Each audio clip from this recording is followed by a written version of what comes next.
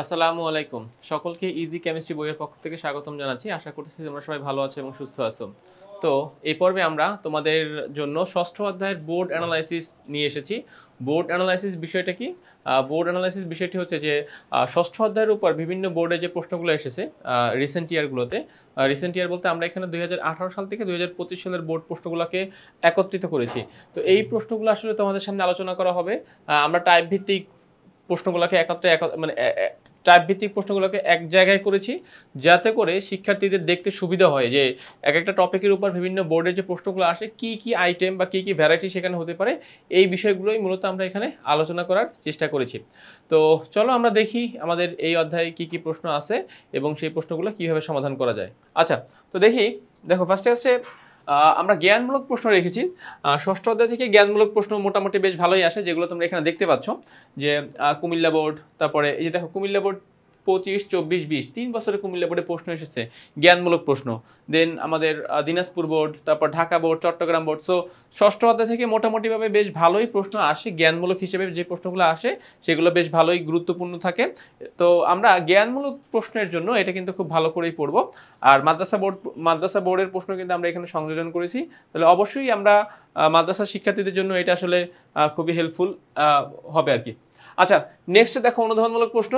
অনুধাবনমূলক প্রশ্ন দেখা যায় পর্যালোচনা করে যে এটা একটু রেয়ার, মানে এটা একটু কম আসে আর কি। রিসেন্ট ইয়ারগুলোতে অনুধাবনমূলক প্রশ্নটা একটু কম আসতেছে ষষ্ঠ অধ্যায় থেকে, কেননা ষষ্ঠ অধ্যায়ে যেহেতু ম্যাথমেটিক্যাল হিসাব নিকাশ একটু বেশি, তাহলে এখান থেকে অনুধাবনমূলক প্রশ্ন আসে, বাট অন্যান্য অধ্যায়ের সাথে কম্পেয়ার করলে এটা একটু কম। তো দেখো বোর্ড অ্যানালাইসিসের ব্যাপারটা এই জন্যই করা হয় যে তোমার আইডিয়া রাখা যে আমার কোন অধ্যায় থেকে জ্ঞানমূলক বেশি আসবে, কোন অধ্যায় থেকে অনুধাবনমূলক বেশি আসবে, এই অধ্যায়ের কোন কোন টপিকগুলোতে আমি বেশি ফোকাস করব, কোন কোনগুলোতে আমি কম ফোকাস করব, এইটা সম্পর্কে একটা ধারণা দেওয়া। তার উপর বিভিন্ন বোর্ড প্রশ্নগুলো এখানে যেহেতু অ্যানালাইসিস করি, আমরা পর্যালোচনা করি, তো এতে করে একজন শিক্ষার্থীর টোটাল বিষয়টার উপর যেন কনসেপ্টটা ক্লিয়ার হয়ে যায়, এই বিষয়গুলো আসলে মূলত এখানে ফোকাসে রাখা হয়। আচ্ছা, নেক্সট দেখো 3 নাম্বার টাইপ। এগুলো হচ্ছে 3 নাম্বার টাইপটা হচ্ছে সৃজনশীলের জন্য, মূলত গ এবং ঘতে আসে। মোল সংখ্যা, অণু, পরমাণু সংখ্যা, পরিমাণ, আয়তন নির্ণয়। তো এই দেখো 3 নাম্বার টাইপের উপরে কিন্তু অনেকগুলো প্রশ্ন আমাদের এসেছে আর কি। ষষ্ঠ অধ্যায় থেকে অনেকগুলো প্রশ্ন আমরা এখান থেকে পাচ্ছি। তো আমরা এই প্রশ্নগুলো দেখব যে এই প্রশ্নগুলো কিভাবে সমাধান করা যায়।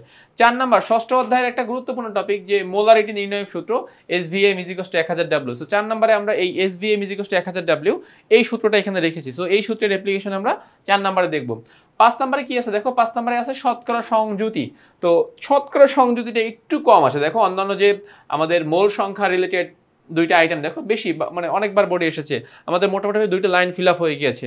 তারপরে ঘনমাত্রা বেশ ভালো এসেছে, কিন্তু এদের দুইটার সাপেক্ষে যদি আমরা কম্পেয়ার করি দুইটা আইটেমের সাথে, আমাদের শতকরা সংযুতিটা একটু কম আসে। তাহলে আমাদের এই যে বোর্ড অ্যানালাইসিসটা তোমাদেরকে এই ধারণাটা দিবে যে কোন আইটেমটা একটু বেশি পড়বা, কোন আইটেমটা একটু কম পড়বা। সো এই সম্পর্কে তুমি একটা সুস্পষ্ট ধারণা এখান থেকে পেয়ে যাচ্ছ। আচ্ছা, এবারে আসো টাইপ 6 এ আণবিক সংকেত ও স্থূল সংকেত। দেখো এটা কিন্তু বেশ ভালোই এসেছে, আণবিক সংকেত, স্থূল সংকেত, এটা আমাদেরকে বেশ ভালো করে কমপ্লিট করতে হবে। ষষ্ঠ অধ্যায়ের সব থেকে যেই পার্টটা ইম্পর্টেন্ট, গ এবং ঘতে যেই প্রশ্নগুলো সচরাচর দেখা যায়, সেই টপিকটা হচ্ছে এইটা, লিমিটিং বিক্রিয়ক, মিশ্রণের প্রকৃতি, কাঙ্ক্ষিত উৎপাদ না পাওয়ার কারণ। সো এই টপিকটা অনেক বেশি ইম্পর্টেন্ট, অনেক বেশি আসে, আমাদেরকে এই টপিকটার প্রতি অনেক ফোকাস রেখে বা অনেক গুরুত্ব রেখে আমাদেরকে এটা পড়তে হবে। আচ্ছা, আরেকটা আইটেম হচ্ছে যে উৎপাদ যৌগের পরিমাণ বা উৎপাদের শতকরা পরিমাণ, এটাও বেশ গুরুত্বপূর্ণ। তো সব থেকে বেশি গুরুত্বপূর্ণ হচ্ছে এই আইটেমটা, টাইপ 7 এর যে আইটেমগুলো রয়েছে আমরা সেই আইটেমগুলো বেশ গুরুত্ব সহকারে দেখব, যাতে করে আমাদের এগুলো যেন আমরা ভালো মতো কমপ্লিট করে ফেলতে পারি। আর টাইপ 8 আসে, এগুলোর প্রশ্ন আমরা দেখার চেষ্টা করব। আচ্ছা ফাইন, এবারে চলো আমরা একটু প্রশ্নগুলো নিয়ে একটু কথা বলি। জ্ঞানমূলক প্রশ্ন কি কি আছে এখান থেকে। আর একটা কথা দেখো, জ্ঞানমূলক প্রশ্নের মধ্যে যেই প্রশ্নগুলো বারবার আসে সেগুলো কিন্তু আমাদের এখানে পাশে সাল দেওয়া আছে, তাহলে আমরা সাল দেখেও কিন্তু ডিসিশন নিতে পারবো যে এই কোশ্চেনটা আমার কি বেশি পড়া উচিত নাকি কম পড়া উচিত। 1 নম্বরে দেখো মোল কাকে বলে, অনেকবার বোর্ডে এসেছে। 2 নম্বর মোলারিটি কাকে বলে, বেশ ভালোই বোর্ডে এসেছে। মোলার আয়তন কাকে বলে, দেখো 3টা প্রশ্ন কিন্তু আমরা হিউজ লেভেলের বোর্ডে আসার মতো প্রশ্ন।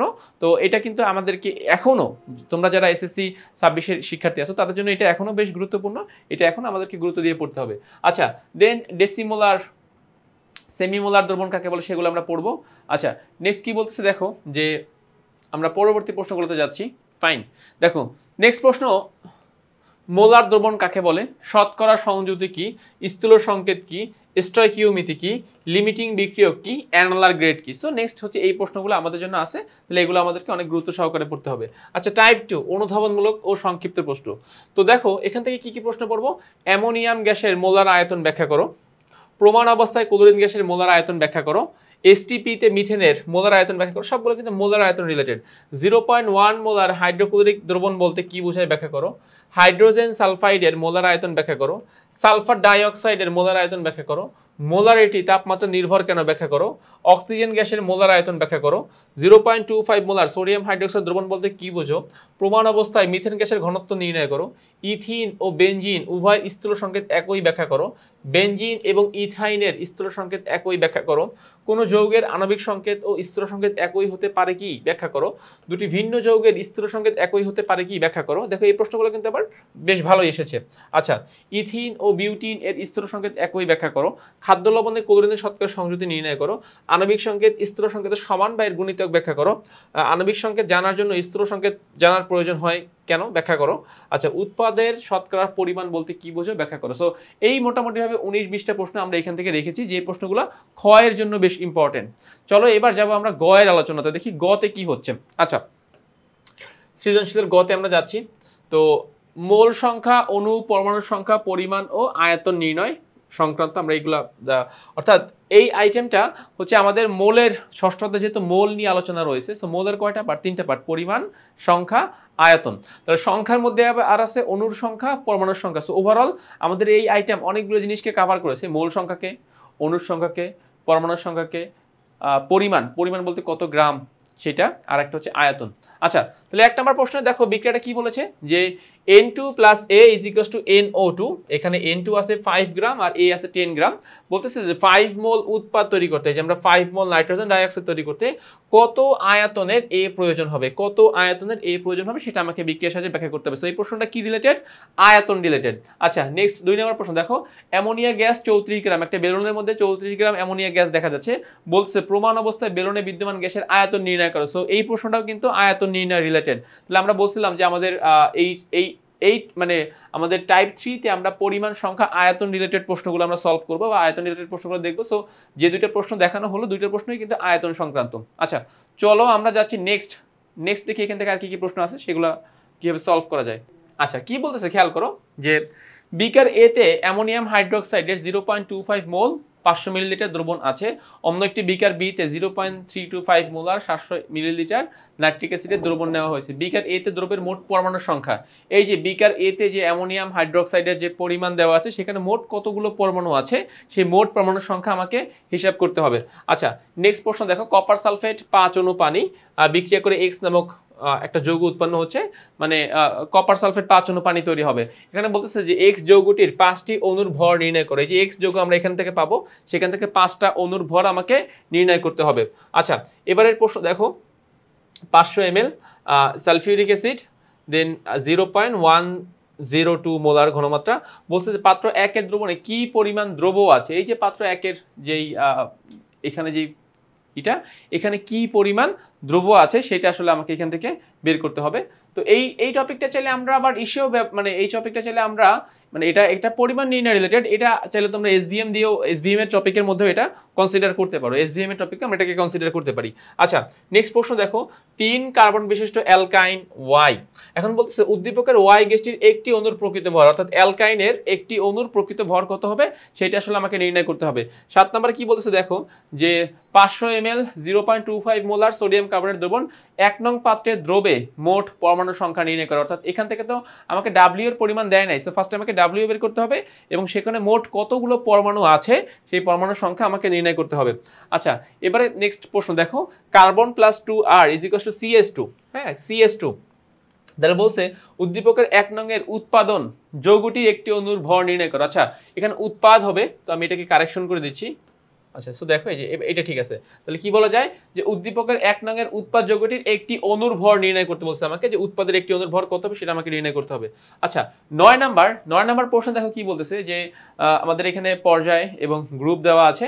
তো বলতেছে যে Rt3, আচ্ছা আর মৌলটিকে বলো তো, আর মৌলটি পর্যায় 3 গ্রুপ 15 হচ্ছে ফসফরাস, আর T3 টি কে বলো তো গ্রুপ 17 পর্যায় 3 তার মানে ক্লোরিন, তার মানে PCl3 এর একটি অণুর ভর নির্ণয় করতে বলেছে। আচ্ছা, এরপরের প্রশ্নটা দেখো, উদ্দীপকের প্রথম মৌলের আপেক্ষিক পারমাণবিক ভর 35.5 হলে এর 50টি পরমাণুর ভর কত? এই যে 17 নাম্বার, অর্থাৎ এটা হচ্ছে ক্লোরিনের আপেক্ষিক পারমাণবিক ভর 35.5 হলে এর 50টি পরমাণুর ভর কত? সো এই প্রবলেমটা চাইলে আমরা চ্যাপ্টার 3 দিয়েও সলভ করতে পারি, কার্বন 12 আইসোটোপ থেকে, আবার চাইলে চ্যাপ্টার 6 দিয়েও সলভ করতে পারি। তো আমরা এখানে রেখেছি যদি কেউ চ্যাপ্টার 6 এর সাহায্যে সলভ করতে চাও সে এটা কিভাবে সলভ করবে।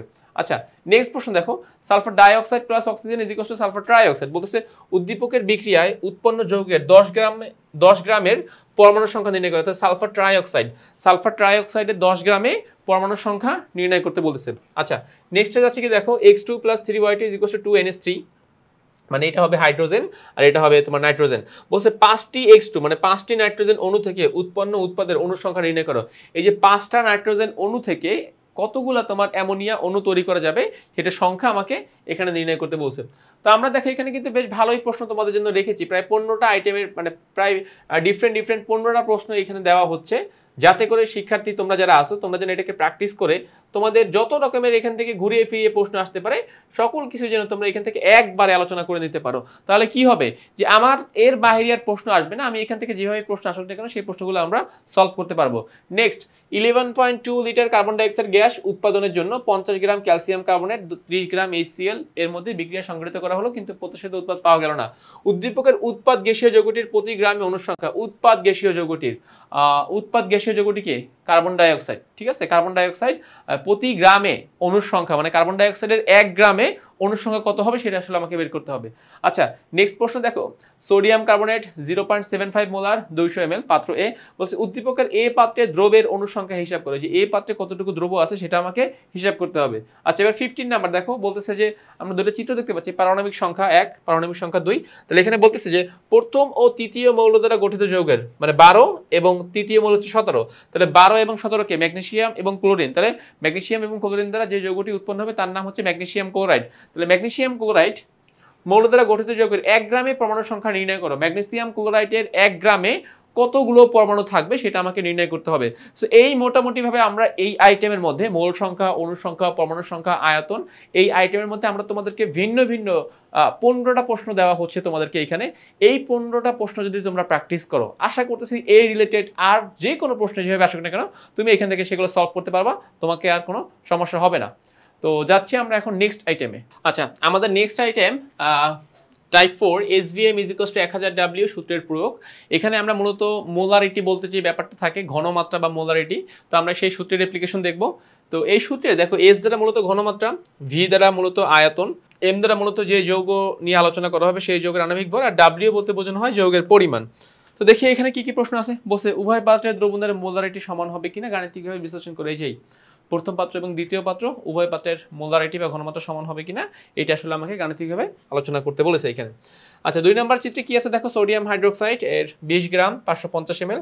বলছে প্রথম বিকারের, মানে এই বিকারটার দ্রবণের ঘনমাত্রা নির্ণয় করো। আচ্ছা, 3 নম্বর প্রশ্ন কি দেখতে পাচ্ছি যে পটাশিয়াম হাইড্রোক্সাইডের 15 গ্রাম রয়েছে, 100 ml পানি রয়েছে। তো এই পাত্রের, অর্থাৎ এই পাত্রের দ্রবণের ঘনমাত্রা কত হবে এটা আসলে আমাকে নির্ণয় করতে বলেছে। আচ্ছা, তো আমরা যাচ্ছি নেক্সট প্রশ্ন। দেখো নেক্সট প্রশ্ন আমাদের জন্য কি আছে, 4 নম্বর প্রশ্ন, পাত্র এ এবং পাত্র বি। তো এই পাত্র এর মধ্যে আছে কস্টিক সোডা 2 গ্রাম, আর পাত্র বি এর মধ্যে আছে সালফিউরিক অ্যাসিড 2 গ্রাম। তাহলে এদের ঘনমাত্রা কত হবে এইটা আসলে আমাকে সমান হবে কিনা, মানে উভয় পাত্রের ঘনমাত্রা সমান হবে কিনা সেটা আমাকে ব্যাখ্যা করতে বলেছেন। আচ্ছা, এবারে বলতেছে দেখো বি পাত্র, সালফিউরিক অ্যাসিড রয়েছে 75 গ্রাম, আয়তন 100 ml। তাহলে এই 75 গ্রাম সালফিউরিক অ্যাসিডের ঘনমাত্রা কত হবে 100 ml আয়তনের মধ্যে সেটা নির্ণয় করতে বলেছে। আচ্ছা, এবারে কি বলেছে দেখো যে এ পাত্রের দ্রবণের মোলারিটি নির্ণয় করো। সোডিয়াম সালফেট 100 ml 2.84 গ্রাম। তাহলে এই পাত্রের মোলারিটি কত হবে সেটা আমাকে নির্ণয় করতে বলেছে। আচ্ছা, এখানে আমাদের রয়েছে নাইট্রিক অ্যাসিড, এটা মনে হয় একটু মিস্টেক হয়েছে, আমি এটা ঠিক করে দিচ্ছি। নাইট্রিক অ্যাসিডের কোনো একটা পার্টিকুলার মান বোঝানো হচ্ছে, নাইট্রিক অ্যাসিড HNO3 সম্ভবত 3.25 গ্রাম বা যে কোনো একটা ভ্যালু এখানে হবে, হয়তো প্রিন্টিং মিস্টেকের কারণে আসে না। এই নাইট্রিক অ্যাসিডের ঘনমাত্রা কত হবে সেটা আমাকে নির্ণয় করতে বলেছেন। আচ্ছা, সোডিয়াম হাইড্রোক্সাইড এর 55 গ্রাম 100 ml পাত্র এ, তাহলে বি পাত্রের, সরি এটা পাত্র এ হবে, তাহলে এ পাত্রের দ্রবণের ঘনমাত্রা কত হবে, এ পাত্রের দ্রবণের ঘনমাত্রা কত হবে সেটা এখন আমাকে নির্ণয় করতে বলেছেন। ওকে, সো এই যে এই মানগুলো আসলে আমাকে বের করতে হবে। নেক্সট প্রশ্ন দেখো, পটাশিয়াম হাইড্রোক্সাইডের 15 গ্রাম পাত্র বি 200 ml, তাহলে বলছে উদ্দীপকের বি পাত্রের দ্রবণের ঘনমাত্রা নির্ণয় করতে বলছে, এই পাত্রের দ্রবণের ঘনমাত্রা কত হবে সেটা। আচ্ছা, উদ্দীপকের অ্যাসিড দ্রবণটির মোলারিটি নির্ণয় করে। অ্যাসিড দ্রবণের মধ্যে কি আছে বলতো? হাইড্রোক্লোরিক অ্যাসিডের দ্রবণের ঘনমাত্রা নির্ণয় করতে বলছে। আচ্ছা, তো বলতেছে যে 30 গ্রাম লবণ উৎপন্ন করার জন্য নিম্নোক্ত দ্রবণ দুটি নেওয়া হলো। এখানে বলতেছে উদ্দীপকের কোন দ্রবণের ঘনমাত্রা সর্বাধিক হবে। দুইটা দ্রবণ, এই দুটো দ্রবণের মধ্যে কোন দ্রবণের ঘনমাত্রা বেশি হবে সেটা আমাকে বের করতে বলেছে। আচ্ছা, এর পরবর্তী প্রশ্ন দেখো, সোডিয়াম হাইড্রোক্সাইড 4 গ্রাম 200 ml, বলছে এই পাত্রের দ্রবণের মোলারিটি নির্ণয় করো। আচ্ছা, তার পরবর্তী প্রশ্ন কি বলছে দেখো, যে সোডিয়াম হাইড্রোজেন কার্বনেট 24.5 গ্রাম 250 ml, বলছে উদ্দীপকের যৌগের মোলারিটি নির্ণয় করো। এই যে যৌগ সোডিয়াম হাইড্রোজেন কার্বনেট এর মোলারিটি নির্ণয় করতে বলছে। আচ্ছা, এবারে বলতেছে যে একজন শিক্ষক তার শিক্ষার্থীকে পটাশিয়াম কার্বনেট ও পাতিত পানি দিয়ে 250 ml 0.1 মোলার দ্রবণ তৈরি করতে নির্দেশ দিলেন। উদ্দীপকে প্রস্তুতকৃত দ্রবণটিতে দ্রবের পরিমাণ কত হবে, প্রস্তুতকৃত দ্রবণটিতে দ্রবের পরিমাণ কত হবে সেটা নির্ণয় করতে বলেছেন। নেক্সট প্রশ্ন কি দেখো, যে এই পাত্রের মধ্যে 0.5 মোলার স্লাকেট লাইম রয়েছে 250 ml, বলছে এই পাত্রের দ্রব্যের পরিমাণ মানে ডাব্লিউ বের করতে বলেছে। এখানে কিন্তু দেখো এবার কিন্তু আমাকে আয়তন দিচ্ছে, ঘনমাত্রা দিচ্ছে, এম দিচ্ছে। স্লাকেট লাইম থেকে আমরা আণবিক ভর এম বের করতে পারবো, সো ডাব্লিউ মিসিং, এই প্রশ্নে ডাব্লিউ মিসিং, সো আমাকে ডাব্লিউটা বের করতে বলেছেন। আচ্ছা, এবারে 16 নম্বর প্রশ্ন, যে এখানেও দেখো ডাব্লিউ বলে দিচ্ছে সোডিয়াম কার্বন বলে দিচ্ছে, সো এখান থেকে আমাকে মোলারিটি নির্ণয় করতে বলেছেন। ওকে, সো এই ছিল আমাদের মোলারিটি সংক্রান্ত প্রশ্ন। তো এবারে যাব আমরা শতকরা সংযুতি। খেয়াল করো, এবারে আমাদের টাইপ হচ্ছে শতকরা সংযুতি রিলেটেড প্রশ্নগুলোকে সলভ করা, সেখান থেকে আমাদেরকে ভ্যালুগুলো কিভাবে বের করেছে সেগুলো আসলে আইডেন্টিফাই করা। আচ্ছা, so ammonium chloride, calcium hydroxide, এ গ্যাস, ক্যালসিয়াম ক্লোরাইড এবং পানি। উদ্দীপকের এ যৌগটির সাথে পানির বিক্রিয়ায়, খেয়াল করো, উদ্দীপকের এ যৌগটির সাথে পানির বিক্রিয়ায় উৎপন্ন যৌগে, মানে এ যৌগের সাথে পানি বিক্রিয়া করলে যে যৌগ উৎপন্ন হবে সেই যৌগের মৌলগুলোর শতকরা সংযুতি নির্ণয় করতে বলেছে।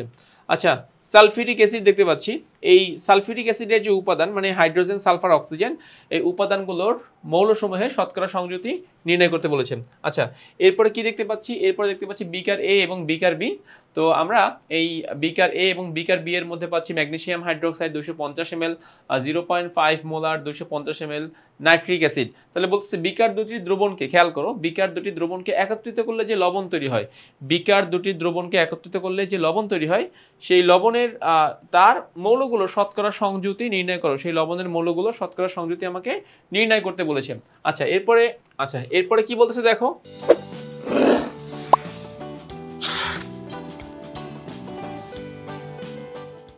Oxygen plus nitrogen is equal to 2x, del H মান দেওয়া আছে।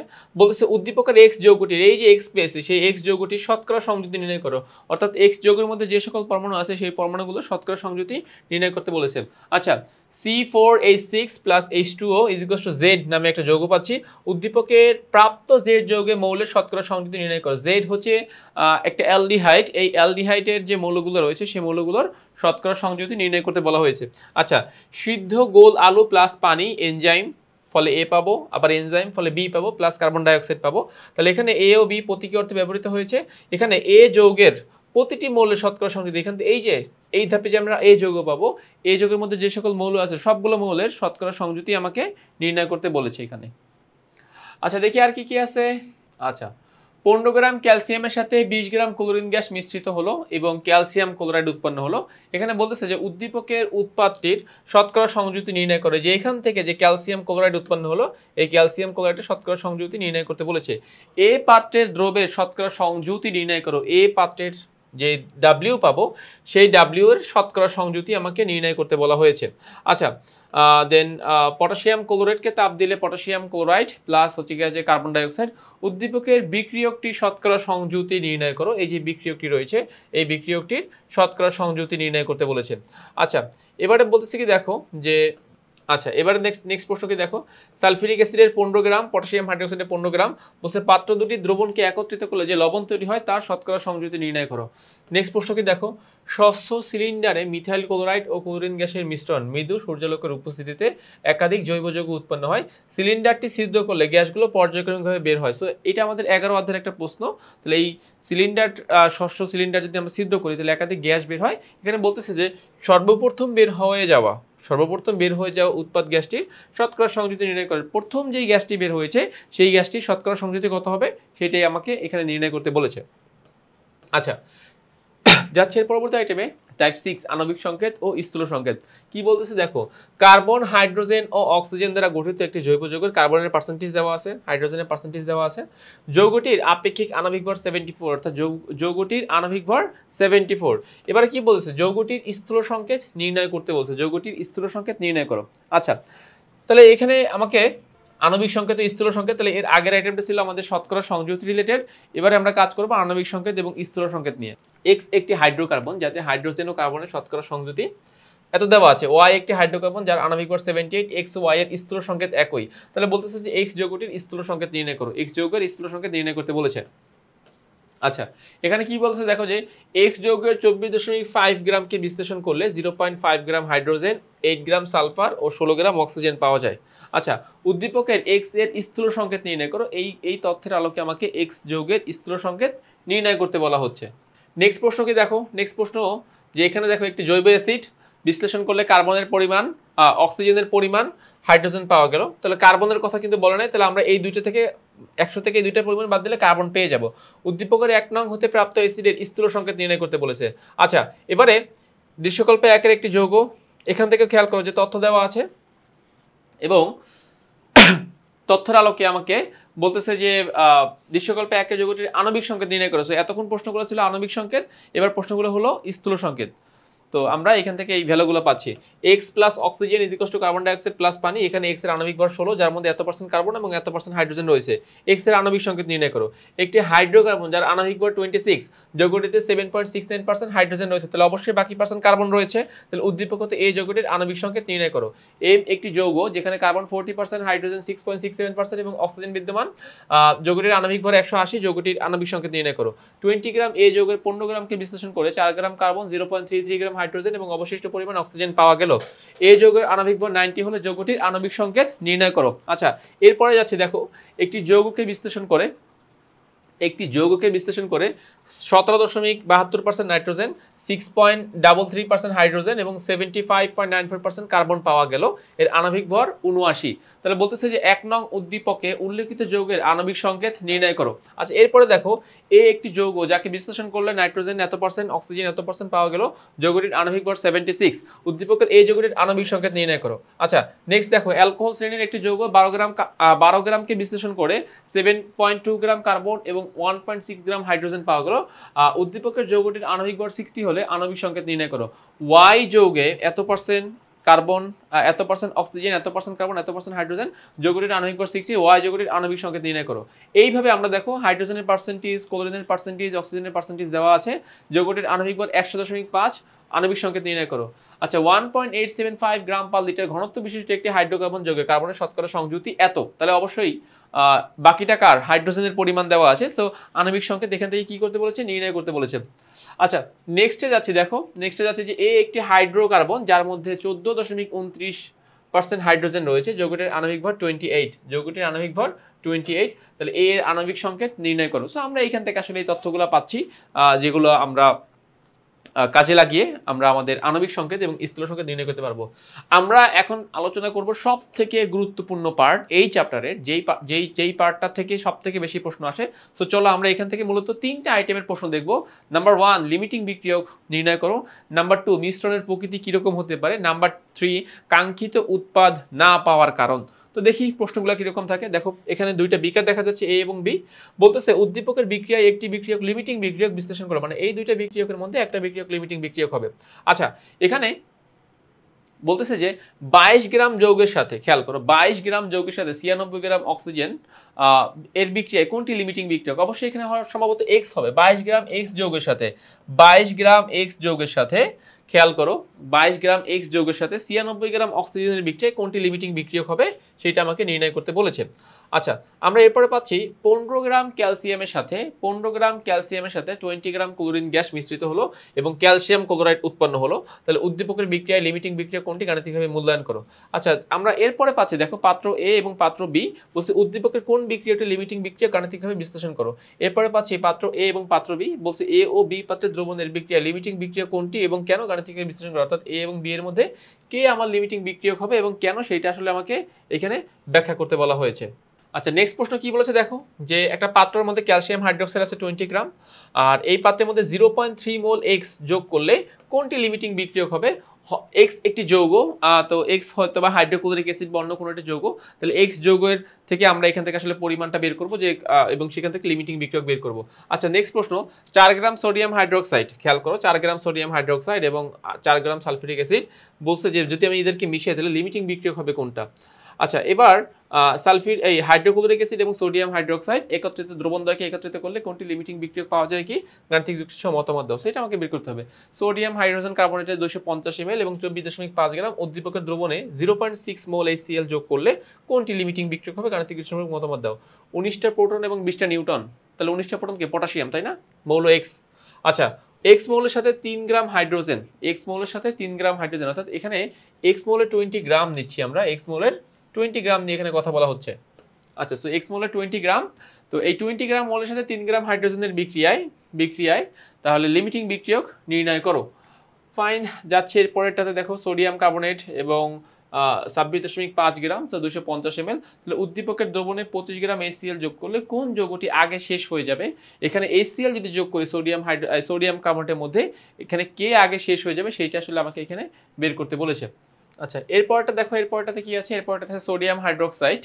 আচ্ছা, আমরা দেখতে পাচ্ছি যে সোডিয়াম হাইড্রোক্সাইড রয়েছে 20 গ্রাম 550 ml এবং সালফিউরিক অ্যাসিড আছে 250 ml, 0.816 মোলার। উভয় বিক্রিয়া দ্রবণ একত্রিত করলে মিশ্রিত দ্রবণের প্রকৃতি, মানে এটা অ্যাসিড এবং ক্ষার, আমরা তো জানি অ্যাসিড এবং ক্ষার একে অপরকে প্রশমিত করে। সো অ্যাসিড এবং ক্ষার যদি একে অপরকে প্রশমিত করে, তাহলে আমরা সেই ক্ষেত্রে কাকে পাবো, মানে মিশ্রণের প্রকৃতিটা কিরকম হবে, অম্লীয় হবে নাকি ক্ষারীয় হবে। আচ্ছা, এর পরের প্রশ্ন, এ পাত্র এবং বি পাত্র উদ্দীপকে উল্লেখিত এ ও বি পাত্রের দ্রবণদ্বয়কে একত্রে মিশ্রিত করলে দ্রবণের প্রকৃতি কেমন হবে, গাণিতিক বিশ্লেষণ ব্যাখ্যা করা, অর্থাৎ দ্রবণের প্রকৃতি কেমন হবে সেটা আসলে আমাকে ব্যাখ্যা করতে বলেছে। আচ্ছা, এবার আমরা এখানে দেখতে পাচ্ছি যে HCl এবং সোডিয়াম হাইড্রোজেন কার্বনেট, তাহলে বুলেটের সম্পূর্ণ HCl বিকারে যোগ করলে যে দ্রবণ প্রস্তুত হবে তার প্রকৃতি, মানে এই যে বুলেট থেকে সম্পূর্ণ যদি HCl আমরা এখানে ঢালি, তাহলে তার দ্রবণের প্রকৃতি কিরকম হবে, অম্লীয় হবে নাকি ক্ষারীয় হবে সেটা বিশ্লেষণ করতে বলেছেন। আচ্ছা, নেক্সট প্রশ্ন দেখো, ম্যাগনেসিয়াম হাইড্রোক্সাইড এবং নাইট্রিক অ্যাসিড বিকার দুটি দ্রবণকে একত্রিত করলে দ্রবণের প্রকৃতি কেমন হবে, যুক্তিসহ বিশ্লেষণ করো। এখানে আমাকে বিশ্লেষণ করতে হবে। সেমি মোলার দ্রবণ, সেমি মোলার সালফিউরিক অ্যাসিড দ্রবণ পাত্র এ, আর পাত্র বিতে আছে 6 গ্রাম সোডিয়াম হাইড্রোক্সাইড, বলছে এ পাত্রের দ্রবণ প্লাস বি পাত্রের দ্রবণ। এখানে কি বলতেছে যে সি পাত্রের দ্রবণে কোন ধরনের লিটমাসের বর্ণের পরিবর্তন ঘটবে, গাণিতিকভাবে বিশ্লেষণ করা, অর্থাৎ সি পাত্রের দ্রবণটা কি অম্লীয় হবে নাকি ক্ষারীয় হবে, আসলে এইটা আমাকে এখানে ব্যাখ্যা করতে বলেছে। আচ্ছা, নেক্সট প্রশ্ন দেখো কি বলেছে, যে পাত্র এ এবং পাত্র বি, বলছে যে এ ও বি পাত্রের যৌগের মিশ্রণে উৎপন্ন দ্রবণের প্রকৃতি গাণিতিকভাবে বিশ্লেষণ করে, এ এবং বি মিশ্রণের প্রকৃতি গাণিতিকভাবে বিশ্লেষণ করতে বলেছে। স্লাকেট লাইম পাচ্ছি পাত্র এ এবং পাত্র বিতে পাচ্ছি হাইড্রোক্লোরিক অ্যাসিড, বলছে এ এবং বি পাত্রের দ্রবণ দুটিকে মিশ্রিত করলে প্রাপ্ত দ্রবণের লিটমাস পেপারে বর্ণের পরিবর্তন হবে কিনা, লিটমাস পেপার চেঞ্জ হবে কিনা সেটা আমাকে ব্যাখ্যা করতে বলেছে। নাইট্রোজেন এবং এ গ্যাস মিলে NO2, তাহলে প্রত্যাশিত উৎপাদ পাওয়া যাবে কিনা, অর্থাৎ আমরা এখানে ওই যে প্রত্যাশিত উৎপাদ বলতে বোঝানো হয় যে আমার যতটুকু টার্গেট সেইটুকু আমরা পাবো কিনা, এটাও কিন্তু লিমিটিং বিক্রিয়কের ফলেই নির্ণয় করা যায়, লিমিটিং বিক্রিয়কের মাধ্যমে। সো এটা আমরা এই ক্যাটাগরিতে পড়তেছে। Magnesium plus oxygen is equal two magnesium oxide, তো এখানে বলতেছে যে 1 নং উদ্দীপক থেকে 100% উৎপাদ পাওয়া সম্ভব হবে কিনা বিশ্লেষণ করে, এই যে এখান থেকে আমরা 100% উৎপাদ পাবো কিনা। 11.2 লিটার কার্বন ডাইঅক্সাইড উৎপাদনের জন্য 50 গ্রাম ক্যালসিয়াম কার্বনেট 30 গ্রাম HCl এর মধ্যে বিক্রিয়া সংঘটিত করা হলো, কিন্তু প্রত্যাশিত উৎপাদ পাওয়া গেল না। কেন প্রত্যাশিত উৎপাদ পাওয়া যায়নি সেটার কারণ বিশ্লেষণ করতে হবে। আচ্ছা, দেন বলতেছে উদ্দীপকের দ্রবণদ্বয়কে মিশ্রিত করে প্রয়োজনীয় উৎপাদ পেতে কি ধরনের ব্যবস্থা গ্রহণ করতে হবে। এই যে দুটো দ্রবণ potassium hydroxide plus sulphuric acid, এদেরকে মিশিয়ে আমি একটা লবণ এবং পানি তৈরি করব। এই লবণ এবং পানি তৈরি করতে আমাকে কি ব্যবস্থা গ্রহণ করতে হবে সেটি আসলে এখানে ব্যাখ্যা করতে বলা হয়েছে। নেক্সট প্রশ্ন দেখো, 10.6 গ্রাম সোডিয়াম কার্বনেট প্রস্তুতির লক্ষ্যে 6.3 গ্রাম সোডিয়াম অক্সাইড এবং 4.3 গ্রাম কার্বন ডাইঅক্সাইড মিশ্রিত করা হলো। তো উদ্দীপকে সংগঠিত বিক্রিয়ায় প্রত্যাশিত উৎপাদের পরিমাণ মানে এই যে আমি 10.6 গ্রাম যে সোডিয়াম কার্বনেট পেতে চাচ্ছি, আমি কি এই পরিমাণ উৎপাদ পাবো কিনা, প্রত্যাশিত উৎপাদ পাবো কিনা, এটা আসলে যুক্তিসহ আমাকে উপস্থাপন করতে হবে। আচ্ছা, সো এইটা গেল আমাদের সবথেকে মানে গুরুত্বপূর্ণ যে আইটেমটা। দেখো এই টাইমে আমি তোমাদেরকে মোটামুটি 23টা প্রশ্ন দিয়েছি, 23টা প্রশ্ন আমরা এখানে আলোচনা করেছি। তো এই 23টা প্রশ্নের মধ্যে যদি তোমরা প্র্যাকটিস করো, আশা করতেছি এর বাইরে আর কোনো প্রশ্ন আসবে না। এগুলো একদম তোমরা খুব সুন্দরভাবে অ্যান্সার করতে পারবা। তোমাদের পরীক্ষার যত প্রশ্ন থাকবে সেই সমস্ত প্রশ্নগুলো তোমরা এখান থেকে খুব দ্রুত কমপ্লিট করতে পারবা। ফাইন, যাচ্ছি নেক্সট প্রশ্ন। দেখো উৎপাদ যৌগের পরিমাণ, উৎপাদের শতকরা পরিমাণ। অনেক সময় হয় যে আমাকে একটা বিক্রিয়া কমপ্লিট করে বলে যে এটা আসলে কতটুকু উৎপাদ পাওয়া যাবে বিক্রিয়া থেকে। সো সেই ক্ষেত্রে কিছু কাজ আছে, সেখানে লিমিটিং বিক্রিয়ক তো বের করতেই হবে, এরপরও আরও এক্সট্রা কিছু কাজ থাকে। সো এটা হলো একটা আইটেম। আর নাম্বার 2, অনেক সময় হয় যে সেখান থেকে আমাদেরকে উৎপাদের শতকরা পরিমাণ বের করতে বলে। সো সেই উৎপাদের শতকরা পরিমাণ কীভাবে বের করবো সেটাও একটা কাজ। তো দেখো ম্যাগনেসিয়াম নাইট্রেট এর 3.0115 10⁻23 এতটি অণু আছে, আর এখানে পাচ্ছি আমরা 19 গ্রাম ম্যাগনেসিয়াম অক্সাইড। তাহলে এবারে বলছে যে দৃশ্য 2 এর বিক্রিয়ক পদার্থ অ্যানালার কিনা বিশ্লেষণ করো, অর্থাৎ এই যে বিক্রিয়ক যে পদার্থটা আছে সেটা অ্যানালার কিনা সেটা আমাকে আসলে ব্যাখ্যা করতে হবে। দেন দেখো কি বলেছে, পটাশিয়াম ক্লোরেট নমুনা 1 নমুনা 2, তাহলে এখানে বলতেছে যে 30 গ্রাম আর এখানে আছে 20 গ্রাম। তাহলে বলছে নমুনা 1 এবং নমুনা 2 এর মধ্যে কোনটি পরীক্ষাগারে ব্যবহারের জন্য অধিকতর উপযোগী। তো আমাকে এখানে আসলে উৎপাদের শতকরা পরিমাণ বের করতে হবে, যেটার উৎপাদের শতকরা পরিমাণ যত ভালো হবে আমি মূলত নমুনা ক্ষেত্রে হিসাবে বা আমি মূলত পরীক্ষাগারে ব্যবহারের জন্য সেটাই আসলে ব্যবহার করব। 3 নম্বর কি বলতেছে দেখো, সালফিউরিক অ্যাসিড সোডিয়াম হাইড্রোক্সাইড। তাহলে এখানে বলছে উদ্দীপকের দ্রবণদ্বয়ের বিক্রিয়ায় প্রাপ্ত লবণ সর্বোচ্চ কি পরিমাণ উৎপন্ন হবে সেটা আসলে ব্যাখ্যা করতে হবে। আচ্ছা, এবার বিকার প্রশ্ন 4, বিকার এ তে অ্যামোনিয়াম হাইড্রোক্সাইডে 0.25 মোল 500 ml দ্রবণ আছে, আর অন্য একটি বিকার 0.35 মোল এর 700 মিলিলিটার নাইট্রিক অ্যাসিডের জলীয় দ্রবণ নেওয়া হলো। উদ্দীপকের দ্রবণদ্বয় মিশ্রিত করলে কি পরিমাণ লবণ উৎপন্ন হবে গাণিতিকভাবে বিশ্লেষণ করা, অর্থাৎ আমাকে লিমিটিং বিক্রিয়ক বের করে তারপর লবণের হিসাব নিকাশ করতে হবে। দ্রবণ 1 এবং দ্রবণ 2 বলছে দ্রবণ 1 ও 2 নং পাত্রের দ্রবণ একত্রে মিশ্রিত করলে প্রমাণ অবস্থায় মানে এসটিপিতে কত লিটার গ্যাস পাওয়া যাবে, কত লিটার গ্যাস আমরা এখান থেকে পাবো সেটা আমাকে হিসাব করতে হবে। আচ্ছা, এরপরটা দেখো যে নাইট্রোজেন এবং হাইড্রোজেন বিক্রিয়া করে 2A বানাচ্ছে, ডিলেজের মান 92 কিলোজুল। বলছে 40 গ্রাম নাইট্রোজেন প্রয়োজনীয় পরিমাণ হাইড্রোজেনের সাথে বিক্রিয়া করে 47 গ্রাম এ উৎপন্ন হয়। উৎপাদের শতকরা পরিমাণ আমাকে কিন্তু এখানে একটা পরিমাণ বলে দিছে। সো আমরা বিক্রিয়া থেকে হিসাব করে একটা পরিমাণ পাবো, আর একটা পরিমাণ আমাদেরকে প্রশ্নে বলে দিছে। এই দুইটা পরিমাণের সমন্বয় উৎপাদের শতকরা পরিমাণ কত হবে সেটা নির্ণয় করতে হবে। Potassium chlorate KCl plus oxygen. তাহলে বলছে প্রাপ্ত অবশেষে শতকরা পরিমাণ গাণিতিকভাবে নির্ণয় করা সম্ভব কিনা। প্রাপ্ত অবশেষে যে 9 গ্রাম যে অবশেষ হয়েছে সেটা শতকরা পরিমাণ গাণিতিকভাবে আসলে হিসাব করা সম্ভব কিনা, এইটা আসলে এখানে আমাকে ব্যাখ্যা করতে বলা হয়েছে। আচ্ছা, সো নেক্সট আর দুইটা প্রশ্ন আছে। দেখো এখানে বলতেছে যে কি বলতেছে দেখো যে 60 গ্রাম চুনাপাথরকে উত্তপ্ত করে 31 গ্রাম ক্যালসিয়াম অক্সাইড উৎপন্ন হয়, এছাড়াও কার্বন ডাইঅক্সাইড গ্যাস উৎপন্ন হয়। উদ্দীপকের বিক্রিয়ায় উৎপাদের মানে ক্যালসিয়াম অক্সাইডের শতকরা পরিমাণ নির্ণয় করো, মানে ক্যালসিয়াম অক্সাইডের শতকরা পরিমাণ নির্ণয় করতে বলেছে। আচ্ছা, ওকে ফাইন। লাস্ট প্রশ্ন দেখো যে লাস্ট আরো একটা প্রশ্ন আছে, দুইটা বিকার এ এবং বি, নাইট্রিক অ্যাসিড আছে এবং সোডিয়াম কার্বনেট আছে। তাহলে বলছে এ ও বি পাত্রে দ্রবণদ্বয়ের মিশ্রণে কি পরিমাণ লবণ উৎপন্ন হবে গাণিতিকভাবে বিশ্লেষণ করো। নেক্সট দেখো lead nitrate, lead oxide Y plus oxygen. বলছে 60 গ্রাম বিক্রিয়ক থেকে কত আয়তনের অক্সিজেন পাওয়া যাবে উদ্দীপকের 2 নং বিক্রিয়ার আলোকে নির্ণয় করো। এখানে লেডের ভরটার দেওয়া আছে। তাহলে ওভারঅল এই 10টা প্রশ্ন আমরা এখানে তোমাদের জন্য দিয়েছি, এই 10টা প্রশ্ন তোমাদের জন্য দেওয়া হয়েছে। আশা করতেছি তোমরা এই পার্টটুকু বুঝতে পেরেছো।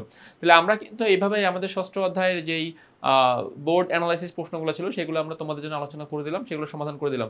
আশা করতেছি এই প্রশ্নগুলো তোমাদেরকে হেল্প করবে যে কিভাবে তোমরা এই এখান থেকে বোর্ড সিকিউগুলো সমাধান করবা। আর এই প্রশ্নগুলো সমাধান করলে তোমাদের ওভারঅল ষষ্ঠ অধ্যায়ের উপর ভালো একটা ধারণা তৈরি হয়ে যাবে, যেগুলো তোমরা তোমাদের নেক্সট এক্সামে কাজে লাগাতে পারবা। তো আজকের পর্বটি আমি এখানে শেষ করতেছি। নতুন কোনো আইটেম নিয়ে তোমাদের সামনে আবার উপস্থিত হব। ততক্ষণ পর্যন্ত সবাই ভালো থাকো, সুস্থ থাকো। আল্লাহ হাফেজ।